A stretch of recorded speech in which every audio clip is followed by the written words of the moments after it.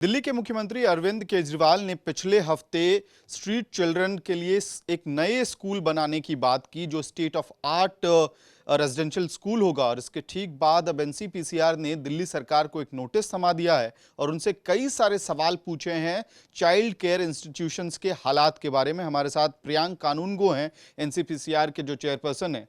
Sir, Delhi के मुख्यमंत्री एक नए मॉडल की बात कर रहे हैं, दूसरी तरफ जो राष्ट्रीय चाइल्ड प्रोटेक्शन कमीशन है, आप उनको नोटिस थमा रहे हैं, कई सारे सवाल पूछ रहे हैं। क्या सवाल हैं उस नोटिस में और क्या वजह रही इस नोटिस को भेजने की? देखिए, दिल्ली के मुख्यमंत्री झूठ बोलते हैं। उन्होंने एक स्टेटमेंट जारी करके ये कहा कि सड़क पे जो बच्चे हैं उनको अमानवीय तरीके से उठा लिया जाता था और चिल्ड्रन होम्स में जहाँ दिल्ली में उनको रखा जाता है वहाँ से उनको भागने पर मजबूर होना पड़ता है, उनकी कोई केयर नहीं करता। मैं यहाँ ये बताना चाहूँगा कि 2 साल पहले राष्ट्रीय बाल आयोग के पास 73,000 बच्चों की सूची थी जो दिल्ली की सड़कों पर रह रहे हैं, उनके नाम, वो किस जगह पे हैं, उस जगह के साथ हमने दिल्ली सरकार को दी। हमने दिल्ली सरकार के साथ लगातार इस पे फॉलो अप करने की कोशिश की। दिल्ली सरकार के अधिकारी बैठकों में से गायब रहे। हमने दिल्ली में प्लेसेस आइडेंटिफाई किए। हमने उनसे कहा कि आइए हम इन प्लेसेस से स्ट्रीट चिल्ड्रंस को रेस्क्यू और रिहेबिलिटेट करना शुरू करते हैं। दिल्ली सरकार के अधिकारी उन बैठकों से गायब रहे। हमने स्ट्रीट चिल्ड्रंस को रेस्क्यू रिहेबिलिटेट करने के लिए एक स्टैंडर्ड ऑपरेटिंग प्रोसीजर बनाया, दिल्ली सरकार को दिया। दिल्ली सरकार का कभी कोई रिप्लाई ही नहीं आया। फाइनली उस एसओपी का जब माननीय सर्वोच्च न्यायालय ने कॉग्निजेंस लिया, सर्वोच्च न्यायालय ने देश की सभी सरकारों को नोटिस किया, सर्वोच्च न्यायालय ने आयोग को ये काम किया कि हम सभी सरकारों के साथ मिलकर बच्चों को रेस्क्यू और रिहेबिलिटेट करने का काम करवाएं और डाटा संधारित करके सरकार को दें।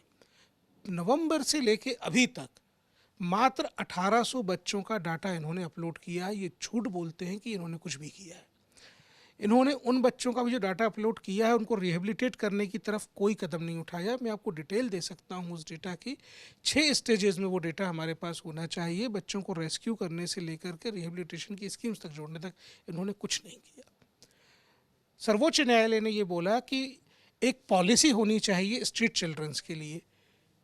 कई सारे राज्यों ने पॉलिसी पे काम शुरू किया, इन्होंने उस पर भी कोई जवाब आयोग को नहीं दिया। आयोग ने इनसे स्पेसिफिकली कहा कि सर्वोच्च न्यायालय में जो पॉलिसी की सजेशन हमने सबमिट किए हैं, हमने कहा है कि चीफ सेक्रेटरी के लेवल पर उसकी निगरानी होनी चाहिए। दिल्ली सरकार उस पर साइलेंट है। तो जहां न्यायालय पूछता है आप चुप हो जाते हैं, जहां आयोग पूछता है आप चुप हो जाते हैं। 73,000 बच्चे आपके यहाँ हैं, ये हम आपको बता चुके हैं। 10 करोड़ रुपए में आप 73,000 बच्चों में से कितनों को पढ़ा लीजिएगा। रही बात उनकी एजुकेशन की, स्कूलिंग की, बच्चों को इंक्लूसिव एनवायरनमेंट में पढ़ाया जाना है, किस प्रकार पढ़ाया जाना है, क्या होना है, डिटेल डॉक्यूमेंट में सब बताया गया है। तो काम करने के बजाय जब कोर्ट कह रहा है वो काम भी ना करके केवल ये भाषणबाजी करते हैं। सर, तो क्या जिस मॉडल की बात दिल्ली सरकार कर रही है उससे आप लोग इत्तेफाक नहीं रखते हैं कि एक अलग सेपरेट स्कूल हो, रेजिडेंशियल स्कूल हो, जहाँ पे स्ट्रीट चिल्ड्रन को ना केवल पढ़ाई मिले बल्कि उनके फिजिकल और इमोशनल हेल्थ पे भी काम किया जाए?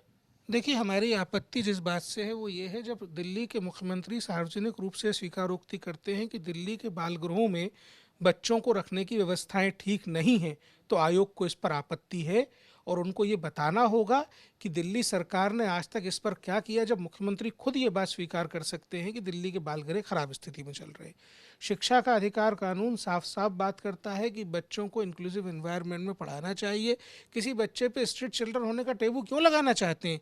क्या साबित करना चाहते हैं? ये किसी बच्चे को स्टिग्माइज्ड क्यों करना चाहते हैं? भाई, आप जब ये बोलते हैं कि स्कूल्स में अच्छी पढ़ाई आप करवा रहे हैं तो बच्चों को स्कूलों में दाखिला क्यों नहीं करवा रहे?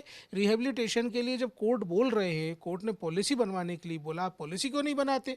केवल जुमलेबाजी करने से स्ट्रीट चिल्ड्रन का भला होने वाला है नहीं। ठीक है सर, एक आखिरी सवाल, आप क्योंकि आंकड़ों पे लगातार फोकस कर रहे हैं, 73,000 से लेकर 1800 बच्चों का डेटा की आपने बात की, तो आपके आंकड़ों के हिसाब से, एनसीपीसीआर के आंकड़ों के हिसाब से पिछले 6 महीने में या साल भर में दिल्ली में कितने बच्चों को रेस्क्यू किया गया होगा और उनको रिहैबिलिटेट किया गया होगा? जो दिल्ली सरकार ने हमको आंकड़ा दिया वो केवल 1800 बच्चों का है।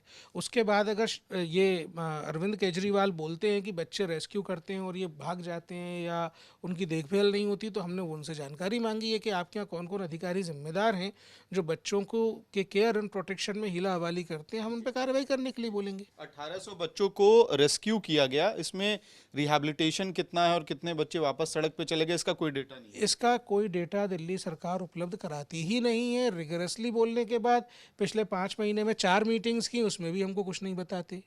इनके आला अधिकारी बैठकों में गायब रहते हैं, जूनियर लेवल के ऑफिसर्स को मीटिंग्स में भेजते हैं।